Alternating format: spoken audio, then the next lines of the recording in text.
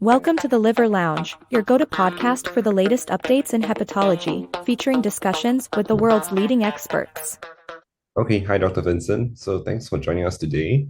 So maybe I can just trouble you to maybe just introduce yourself first.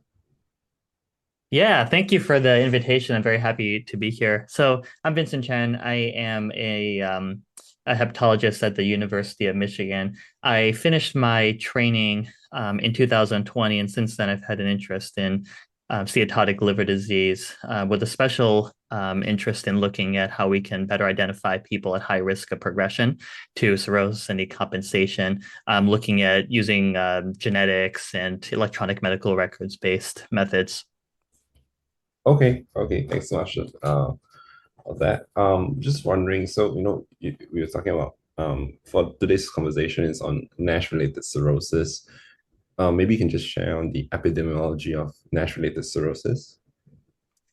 Yeah, so cirrhosis due to MASH is rapidly on the uptrend, unfortunately. There have been a number of studies looking at this and looking at what the proportion of people with cirrhosis that's due to MASH is from. In the US, it seems to be about 20 to 30% in the largest studies that we have. And of course, it's going to vary a lot depending on which country you're in and the prevalence of viral hepatitis, alcohol, and the prevalence of metabolic dysfunction with diabetes and obesity. But in the U.S., it appears to be about 20 to 30%. There have been several modeling-based studies to try to project what proportion in the future of cirrhosis will be due to MASH, and it's pretty striking that it seems to be, along with alcohol, the fastest growing etiology of cirrhosis by far. And there was a study out of Canada from Jennifer Flemings and Nora Thoreau suggesting that in Canada by the year 2040, nearly all of the new cases of cirrhosis will be from MASH or alcohol. So really a very rapidly growing cause of cirrhosis. Yeah. So I think I share the same sentiment on that. So how is Nash cirrhosis different from other forms of cirrhosis? I think there are a few ways in which it's different. One is that because of the higher prevalence of other metabolic disease, diabetes, dyslipidemia, hypertension, overweight, or obesity, the risk of having non-liver related mortality is much higher in people with MASH-related cirrhosis than people with, for example, hepatitis C or hepatitis B related cirrhosis who might be otherwise relatively healthy. So cardiac, coronary artery disease, stroke are certainly more common in this group than in people who have hep C or hep B or even alcohol-related cirrhosis.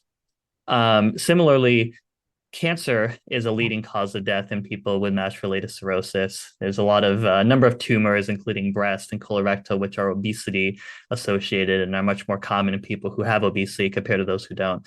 And again, because of the greater prevalence of obesity in people with MASH compared to, let's say, alcohol or viral hepatitis related cirrhosis, the risk of non-liver related mortality is certainly higher in this group. I will say there seems to be some interesting differences in the progression from compensated disease to decompensation, the classic sense of ascites, variceal bleeding, or hepatic encephalopathy in MASH compared to other etiologies. For reasons that I don't entirely understand, it seems that people with MASH may have more pre-sinusoidal portal hypertension, potentially related to disease in the portal tracts or venules, and they can develop decompensation at a lower gradient, at a lower uh, portal systemic gradient compared to people with other etiologies. There was a very nice study in CGH last year looking at people who all had HCPG measurements with MASLD or viremic hep C, and they found that the people who had MASLD-related disease had more collaterals and more decompensation at any given gradient, at any given protosystemic gradient. So there may be something different with the disease biology there as well. The last thing I want to point out is treatment. So unlike with, for example, hep C or hep B, where we have highly effective antiviral therapy, or even alcohol, where if one stops drinking, you can have some very impressive improvements in symptoms as where, I mean, we've all seen people who are getting paracentesis every 1 to 2 weeks while they're drinking and they stop drinking. Now they need no more paracentesis. It can be truly night and day. We don't have effective treatments for mast cell currently. So that also makes comparisons between with other etiologies difficult. It's because it's a little bit of apples to oranges, as they say. It's not you're comparing a untreated patient with MASH with potentially a treated patient with viral hepatitis or alcohol-related disease who stopped drinking. Right, right. I don't know, but I think another thing that NASH-related cirrhosis is a little bit different is so the time to decompensation is significantly longer. Like in terms of the duration that it requires for first onset decompensation, it appears to be significantly longer. I think there's a great study that's done in JHAP. Can't remember the exact duration, but I think the average progression takes significantly longer duration compared to that of viral hepatitis. I mean, in general, like compared to other etiologies, the phases from compensated cirrhosis to decompensation, the time lapse is quite big, and hence the measurement for end organ damage or using to measure that for clinical trials can be a bit challenging. What do you think about the decompensation process in NASH? Yeah, I do think that's true that the decompensation seems to be slower. I mean, I think this might not be the right way to think about it, but I tend to think of it as more of just a more slowly progressive disease and less uniformly progressive disease than, let's say, hepatitis C. Um, so yeah, I definitely do think there's truth to that. It's slower. It has a slower progression to decompensation.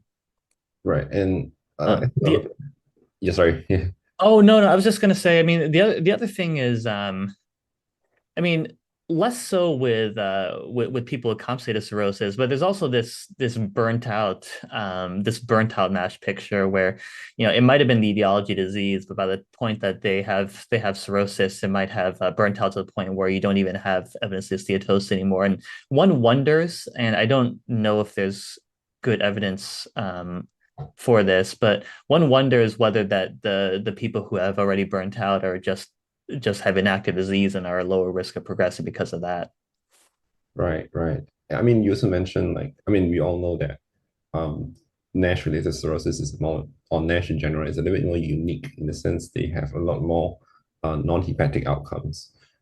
But this is also in the presence of patients with high rate of diabetes, obesity, and I don't know to what extent is there a big confounder in this situation whereby the development of all these oncological outcomes as well as also cancer related burden or cardiovascular related burden is confounded by the presence of all these comorbidities.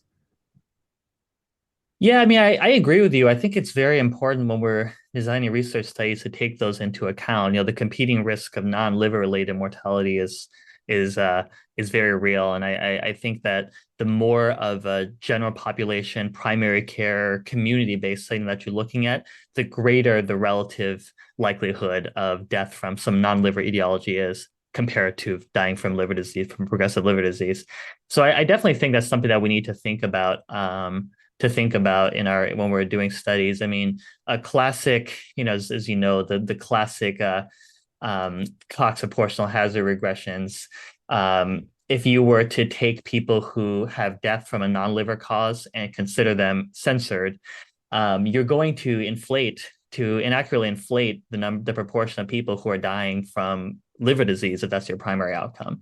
And we need to be looking at doing competing risk analyses to more accurately account for that, to avoid overinflating our estimates of the number of people who are dying of liver disease. I think this is more important for mast cell NASH compared to other etiologies where that competing risk is perhaps not as great. Right. What about lean cirrhosis, lean NASH cirrhosis? How do you think they are different? I think Khan, right, our good friend, has just done a study published in APT on lean NASH. How do you think they are different compared to the more typical NASH that we are used to? Yeah, and just to be sure, are you referring to people who have cirrhosis or Like in earlier patients stages? with NASH cirrhosis, like how does the lean the lean form differs from that of the obese form of Nash-Cirrhosis? So I don't know that anybody really knows for sure. I mean, we found in the study that you're alluding to that people who have muscled who are lean have higher overall mortality than those who are not lean, even though they seem to have lower incidence of. Well, they have a higher baseline prevalence of cardiovascular disease, but they seem to have a lower incidence of things like cirrhosis, things like diabetes, and so on. And it's not exactly clear why they experience greater mortality. In that study, we adjust for things like smoking, which we know can contribute to to mortality and maybe more common in people who are lean. We also looked at the burden of comorbidities. The idea being that people who have a lot of medical comorbidities might have previously had obesity, but then lost weight because they were medically ill and are, quote, lean.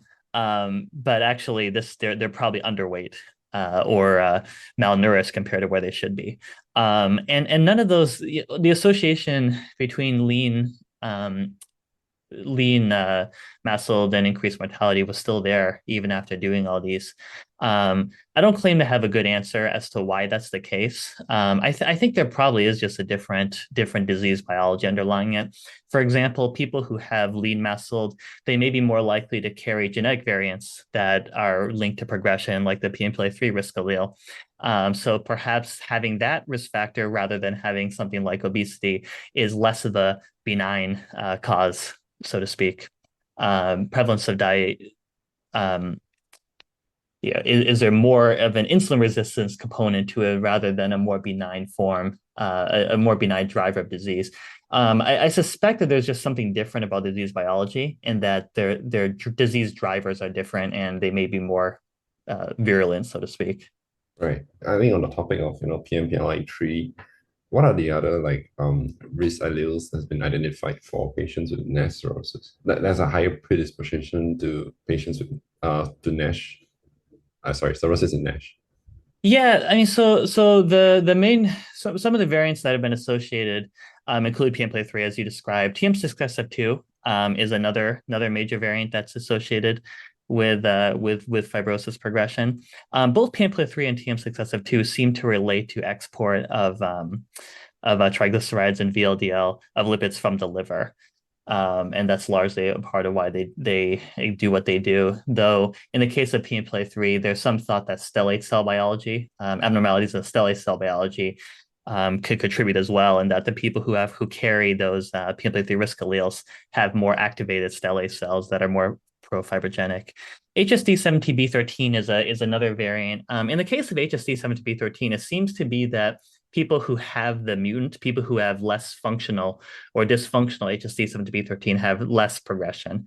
So the idea that HSD17B13 is a gene that normally drives fibrogenesis, and that there is a certain subset of people who are just less likely to have that, who make less or make dysfunctional HSD17B13 protein and are therefore protected against liver disease. There's also variants in SERPINA1, which cause alpha-1 antitrypsin deficiency, and HFE, which causes hereditary hemochromatosis, which have been linked to less fibrosis in the population setting. There's a couple other variants that are maybe a little bit less clearly associated, but have also been linked to it, like MBOT7, ApoE. These are other variants that have been linked to cirrhosis as well. Right. And going back to the conversation that we had on population burden, how do you propose that of a good screening algorithm that we can use to identify people with NASH cirrhosis? They're often asymptomatic. They walk around without any issues, kind of like a silent disease. What's the best way to identify these patients? Because the population burden is very large. Identifying people at risk is definitely very important. Yeah, so what would be your go-to screening method for this in the population? Yeah, so I generally agree with the recently published clinical care pathways or guidances from the different societies, American Gastroenterological Society, American Association for Study of Liver Disease, American Diabetes Association, and so on, which are recommending to screen for mast cell with advanced fibrosis, with significant fibrosis, using FIB4 as an initial screening tool. The idea being that people with a low FIB4 are at very low risk of having significant fibrosis, but also very low risk of progressing to heart events, whereas those who have high FIB4 scores are quite high risk of progressing, and those with intermediate scores are somewhere in between. I think that this is the right way to start. I mean, we have to be using easily available tools. We can't be trying to use highly specialized tools like FibroScans up front. I think that the initial screen has to be with something simple. I will say it's not a perfect test by any means, for a couple of reasons.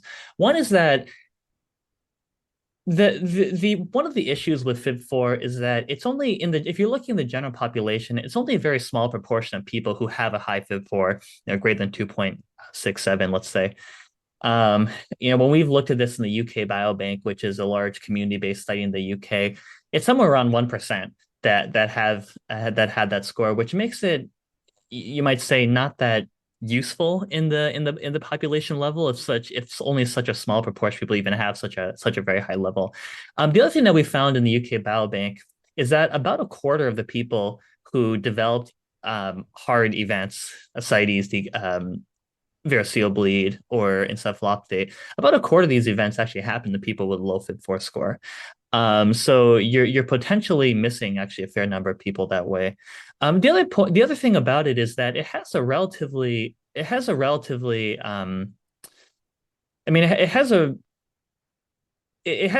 high false positive rate. So there's a really nice study.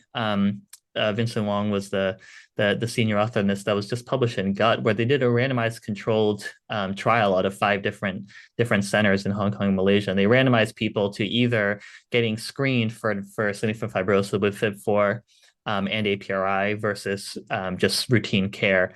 And it was a positive study in the sense that the people who were randomized to getting FIB4 and APRI checked were much more likely I'm sorry, I shouldn't say FIB4 and APRI checked, but an automated alert based on available FIB4 and APRI scores. They were much more likely to be referred or to get a FibroScan compared to those in the routine arm. But one thing that was pretty striking to me when I read the study is that it was only about 1% of the patients in the study who were actually confirmed based on vibration control, translational elastography, or other methods to have advanced liver disease. And I think this raises the concern that if we start expanding this to the population level, we are screening potentially a huge number of patients for pretty low yield. I mean, if only 1% of these people in this study had advanced liver disease, we have to ask ourselves, is this really ready for prime time? Right. So thanks for sharing about that. And as we move forward into the new definition, right? So, with the MESL-D definition, how do you think the change in the terminology would affect the presentation of cirrhosis, as well as the time to progression and the overall field of cirrhosis in general from MESL-D? So the new definition, I think, is a good step in terms of making a positive definition, and potentially reducing stigma associated with it. I don't know how much of a difference it's going to make in terms of the care of people who have mast-cell-related cirrhosis. I think that was part of the point, to make a definition that wouldn't necessarily totally upend the existing literature and so on. I mean, one thing I will say anecdotally is that a lot of people I see who have cirrhosis that's presumably due to mast cells, by the time the cirrhosis has developed, they might not even have evidence of steatosis anymore. It might just be that they have they just have a cirrhotic liver at that point, and we presume it's steatosis based on the fact that they have diabetes and obesity and so on.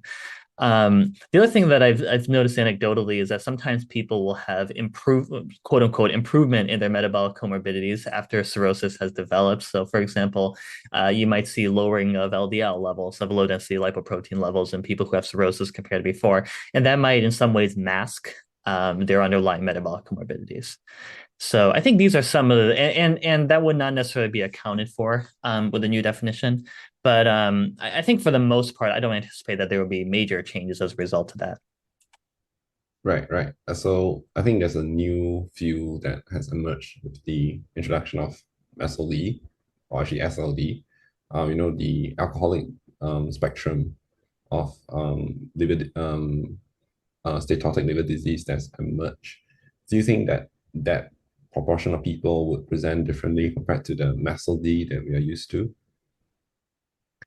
Yeah, I think so. I think so, but I think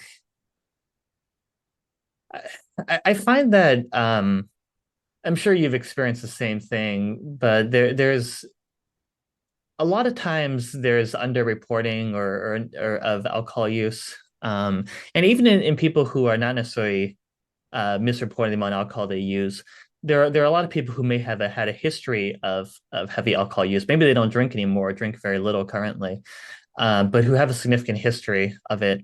And the cirrhosis they have is likely due to both alcohol-related liver disease as well as the metabolic dysfunction. And I feel like there's a lot of uncertainties in this literature because one, it's very difficult to quantify how much alcohol someone may have previously had. Even if everybody is doing their best to reliably report alcohol intake, it's very difficult to remember how much someone was drinking 10 years ago or 20 years ago or so on. And then two, I think inconsistencies with amounts of alcohol reporting make this challenging. Right, right. But I also always thought that the more alcoholic dependent patients would have a higher risk of like HCC compared to the MASH patients. I mean, this is not proven. This is just based on my own like guess. But I think that the patients with significantly more alcoholic use have a higher predisposition to mortality as well as also HCC. But I guess as more data emerge, we will find out whether that's true. Yeah, I think that's all we have for the discussion today. Thank you so much for joining me, Dr. Vincent. Yeah, thanks so much and have a good day. Thank you. Thank you so much for the invitation. Okay. We have come to the end of the episode. Thank you for joining us and stay tuned for more captivating discussions.